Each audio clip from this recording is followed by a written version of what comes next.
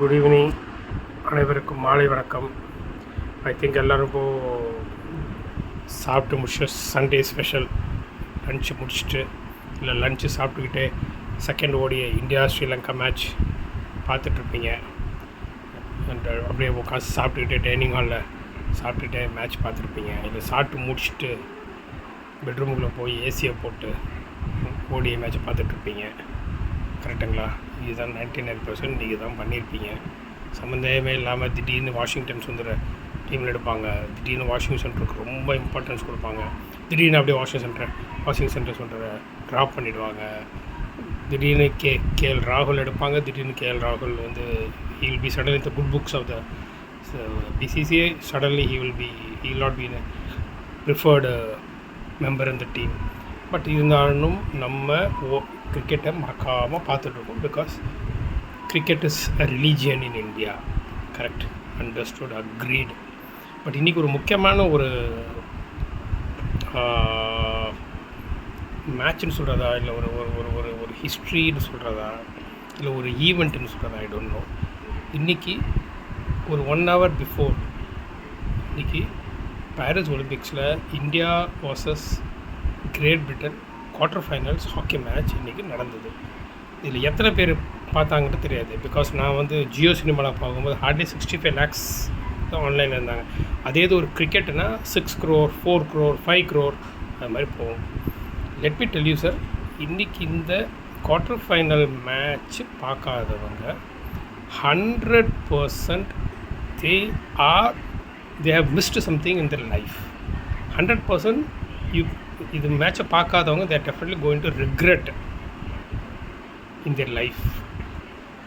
Match வந்து ultimate. எனக்கு வந்து words there is no words to explain இது எப்படின்னு.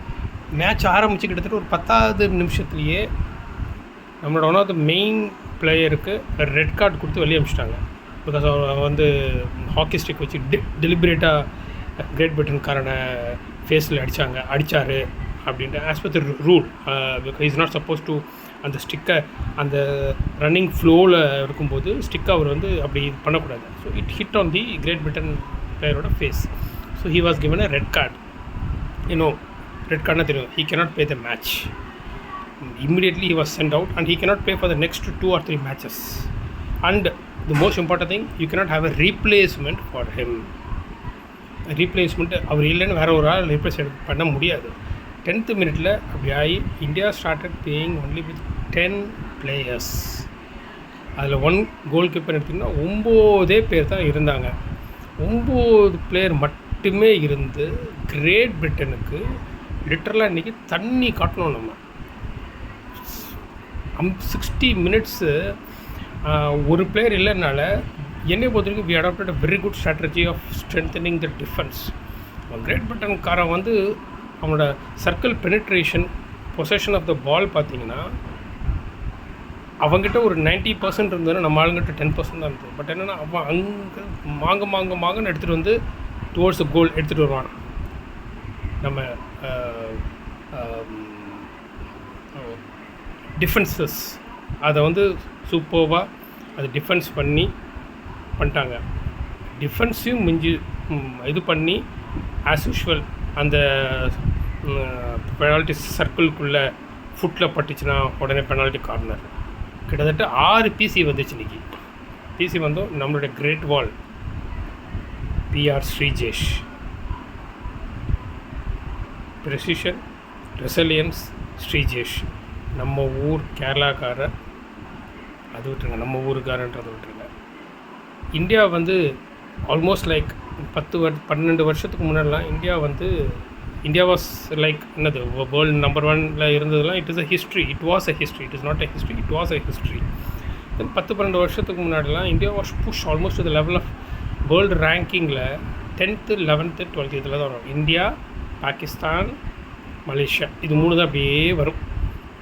Pakistan were never able to come up in their cricket, in their in the hockey. In fact, அதுக்கு ஒரு சின்ன உதாரணம், they were not even able to qualify for the Olympics. But India அப்படி இல்லை. India fight back. நம்ம hockey முக்கியத்துவம் கொடுத்து foreign கோச்சஸ்லாம் higher பண்ணி இது பண்ணி இந்தியா வந்து பார்த்திங்கன்னா ஃபார் த பாஸ்ட் 10 years கன்சிஸ்டண்ட்டாக it is in the top 5.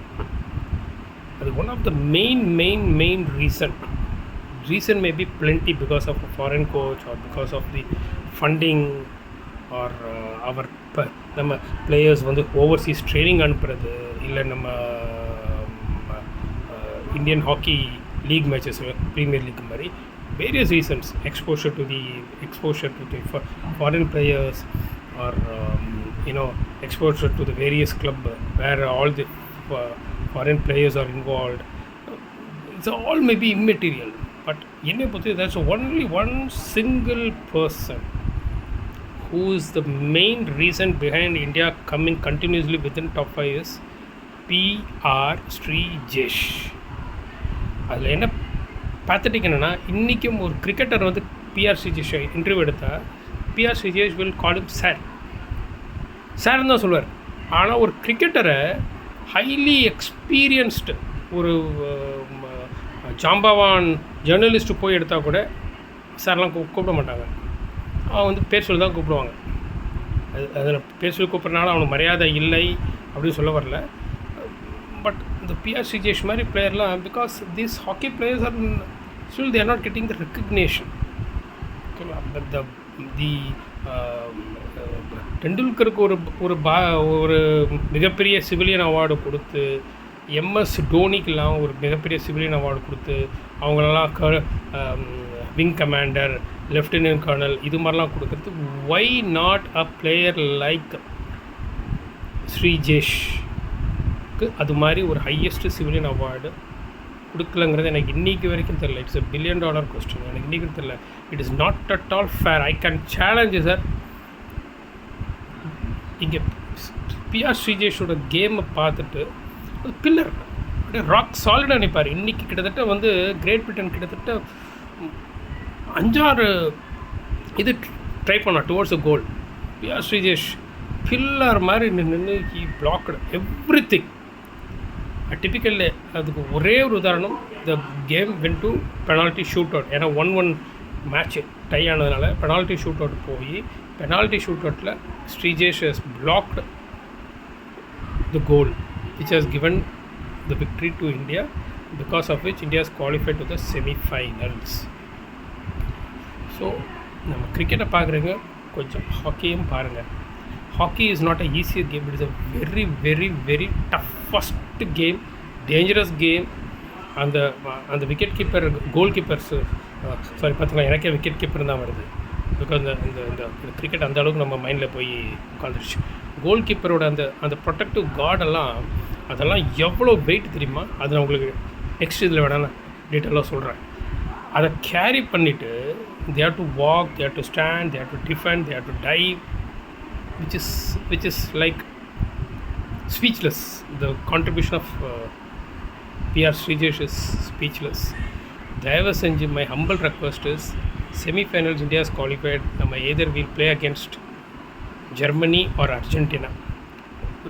ரெண்டுக்குமே we have a little bit of edge over both our teams because of the present form. But yes, the biggest challenge is India is running short of one player who has been barred by playing as per the red card. Minimum 3 to 5 games the player should not be allowed to play, and as I said, there is no replacement also which is available. This is the biggest challenge which India is going to face. So please let us watch hockey. Let us encourage our Indian hockey players who are doing an amazing job. திரும்ப நான் அதை சொல்கிறேன். Please, my due regards to everybody. Please watch hockey. Hockey is amazing. Hockey is very interesting. என்னையை பொறுத்த hockey வந்து ஒவ்வொரு at least cricket ஆச்சும் ஒரு 50 ஓவர் மேட்ச் எடுத்துட்டிங்கன்னா 25 ஓவர்ஸ் 30 ஓவர்ஸ் இல்லை 30 ஓவர்ஸ்லேருந்து 40 ஓவர்ஸ் வரைக்கும் கொஞ்சம் டிஃபென்ஸ் பண்ணிவிட்டு சரி 40 ஓவர்ஸ் மேலே அடிச்சுக்கலான்னு நினைப்பாங்க. ஹாக்கி அப்படி கிடையாது. 1 minute மேட்டர்ஸ். ஒரு 45 seconds for whistle, final whistle இருக்கும்போது 45 seconds for the final whistle இருக்கும்போது கூட team has scored goal. This is the interesting and aggressive thing of the present field hockey. So please watch hockey. Please. Thank you.